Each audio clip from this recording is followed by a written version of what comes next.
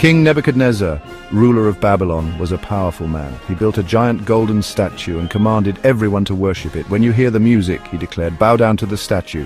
Anyone who disobeys will be thrown into a fiery furnace." Among the captives in Babylon were 3 young men named Shadrach, Meshach, and Abednego. They were known for their faithfulness to God.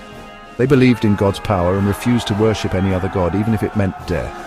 These 3 young men had risen to positions of authority in Babylon because of their wisdom and skill, but their faith was about to be tested in a way they could never have imagined. The music began to play, signaling everyone to bow down to the golden statue.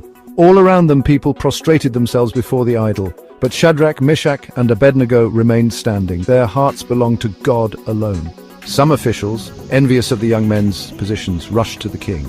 "Your Majesty," they said, "those 3 Hebrew men, Shadrach, Meshach, and Abednego, have refused to obey your command. They will not bow down to your image." Nebuchadnezzar was furious. He ordered the 3 men brought before him. "Is it true," he roared, "that you refuse to worship the gods I worship? I will give you one more chance. When the music plays again, bow down or face my wrath." Shadrach, Meshach, and Abednego looked at the king, their faces filled with peace. "O Nebuchadnezzar," they replied, "we do not need to defend ourselves to you. Our God is able to save us from the fiery furnace, and he will rescue us from your hand. But even if he does not, we want you to know, O king, that we will not serve your gods or worship the image of gold you have set up." Nebuchadnezzar was beside himself with rage. He ordered the furnace heated 7 times hotter than usual.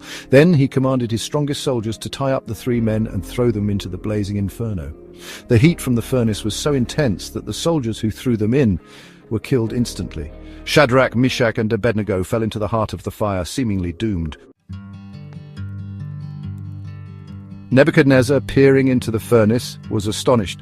"Did we not throw 3 men bound into the fire?"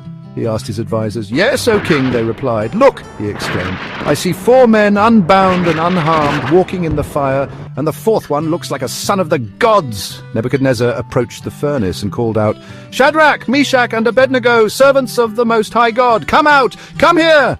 The 3 men walked out of the fire unharmed. Their clothes were not even singed, and there was no smell of smoke on them. God had miraculously protected them.